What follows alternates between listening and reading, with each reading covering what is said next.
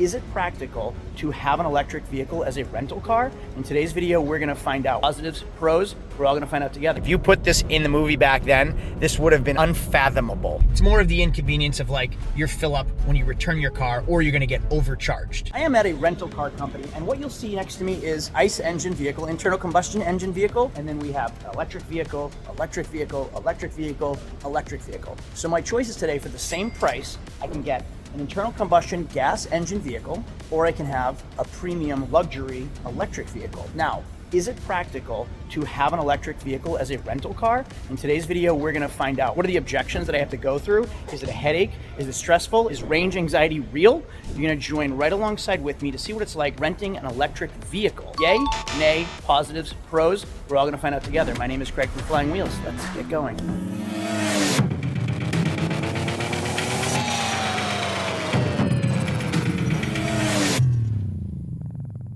I'm at a rental car company in Dallas, Texas. I have the choice of a Chevy Traverse, which is a gas engine vehicle getting roughly 25 to 30 miles per gallon. Now I'm only gonna drive 40 to 50 miles on this entire trip, so we're looking at just a few gallons of gas in an internal combustion engine. However, I can have a luxury vehicle, a BMW iX4, I think this is called. It's essentially a 3 Series BMW completely electric vehicle. Now, I also have the Hyundai Ioniqs. Sometimes there are Mustang Mach-Es. You have your range and choices of electric vehicles. Sometimes you can even get a Tesla or Volvo's version as well. The BMW is a beautiful car and it's luxurious and it's fast and it's fun and it's clean and it's just really sporty looking. I'm gonna go with the BMW electric vehicle today because I really want to experience what it's like renting an electric vehicle. I'm in Dallas, Texas, and I'm not sure what charging stations are around here. I'm not sure if my hotel offers overnight charging, and I'm not sure what is actually involved in renting an electric vehicle. But by the end of this video, we're both gonna find out.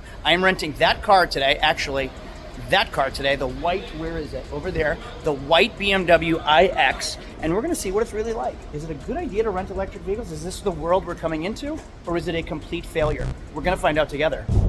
This car is so much fun to drive. Getting on the highway, listen, first of all, it sounds cool. And it looks cool. Listen when I hit pedal, not the gas.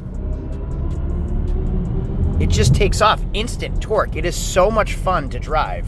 To mention, everything is the future. Everything about this car looks like the future. Like if this car was in Back to the Future, it's far beyond what anyone would have ever even imagined in the movie Back to the Future. Like if you put this in the movie back then, this would have been unfathomable. And it's comfortable and it's sporty and it's luxurious and it's fast. It is truly a joy to drive. Now the problem is, I was given this car on 80% charge. They never go to 100%. And the way you reason it is like, think of every ion as a parking spot. So every parking spot is open in a mall parking lot, and every ion needs to find a spot. So when it's at 0, those ions can fill in quicker, find spots quicker. But as you get to 80%, there are less spots. So it takes longer to charge from 80 to 100 because there are less spots for those to park themselves. So that's why these cars typically only get charged to 80%, and it takes longer to go from 80 to 100. So I have to return this car on 80%, but when I got it, it was at 78%. You can see I'm at 66% right now. And range anxiety is a real thing. I am constantly staring at this battery gauge, watching it drain, which is really kind of stressful. Now, I'm in Dallas, Texas. I'm heading to a classic car auction. I'm on the highway. There's a lot of highway driving. I have to leave and be back at the airport around 2:30 for a 4 o'clock flight. The problem is I'm going to need to find a charging station somewhere and have to hope that it's a supercharger. If I find like a regular charge point, those can take up to an hour and a half to charge a car. A typical supercharger can take 45 minutes to go from 0 to 80%. I'll probably be roughly 50%, so I need to get a 30% charge. And I have to take that time into consideration when I'm figuring out my commute, because I'm gonna have to leave a little bit earlier, not a little bit earlier, a lot earlier, to go charge this car, sit at a charging station, instead of just fueling up my car that could take 5 to 10 minutes and I'm out.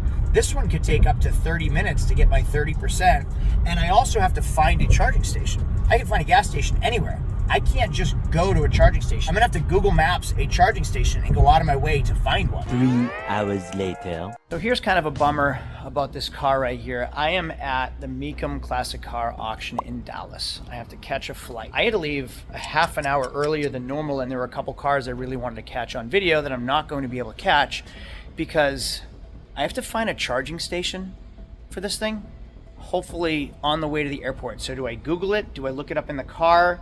I can't just stop at a gas station. I need to go out of my way to find a charging station and plan at least a half an hour in advance to charge this thing. So let's see where we're at when I turn this car on. Walk in. Number one, look at how great everything looks. It's such a cool looking car. I'm gonna turn it on, go in reverse. I'm gonna go to home and let's see, charging maybe?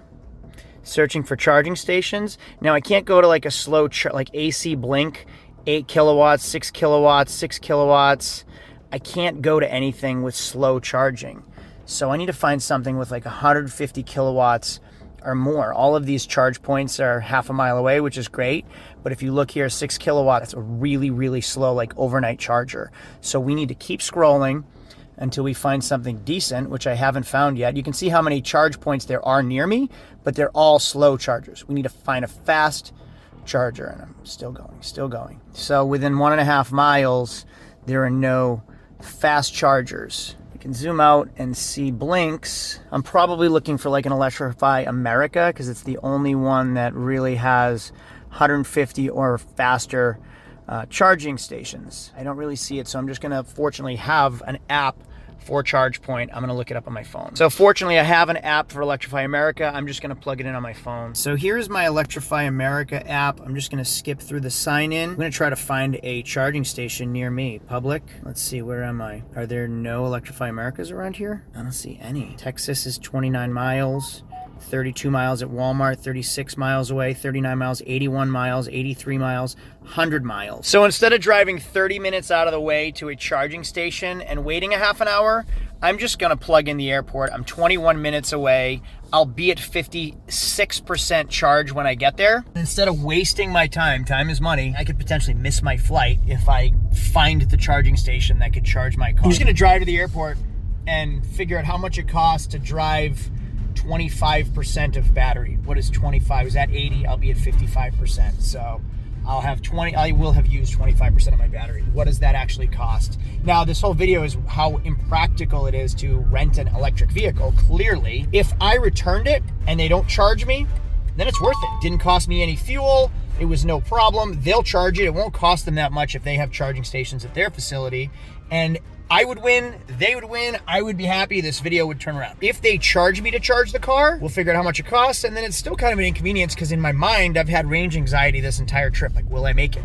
What am I gonna be at? I need to find a charging station. Luckily, I didn't need to drive that far, so I didn't have to worry about actually charging. It's more of the inconvenience of like your fill up when you return your car or you're gonna get overcharged. So how much am I gonna be overcharged for showing up on not a full 80% charge in my electric vehicle rental? So this car is a lot of fun to drive, and it sounds cool, sounds like a spaceship, and it's quick, and it's basically a BMW 3 Series as an EV. But maybe there's just, I'll give it the benefit of the doubt, maybe there is no Electrify Americas in Texas. Maybe that's the thing. Maybe they're not in Dallas, but I can't find anyone that's outside 30 minutes in the wrong direction or further past the airport.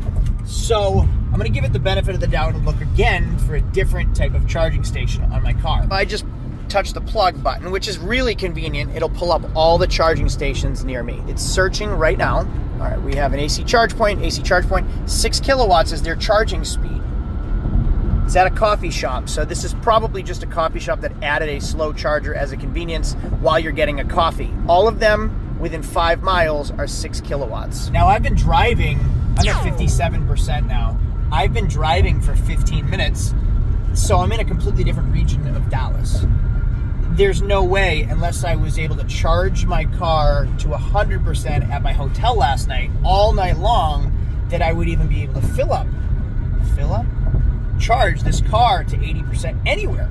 It's completely implausible. It's not possible. So again, I'm at 57%. I'm 6 minutes away, 6 miles. I'll be around 55% when I get to the airport. Curiosity, I want to see where their I'm at the airport. So here's me right here. Here are the closest Electrify America. We have them all surrounding the outskirts of where I am, none within my region. So these are the only ones that I know of that would have fast chargers, and they're all outside of my area. Meaning I would significantly have to inconvenience myself, plan way ahead to drive way out of the way to charge this car. Now again, not a big deal for me because I wasn't gonna run out of juice, run out of battery, run out of electricity, whatever. But still, I'm supposed to bring it back. I'm at 55%, I'm back at the airport, so I'm under what the requirement is to return it full.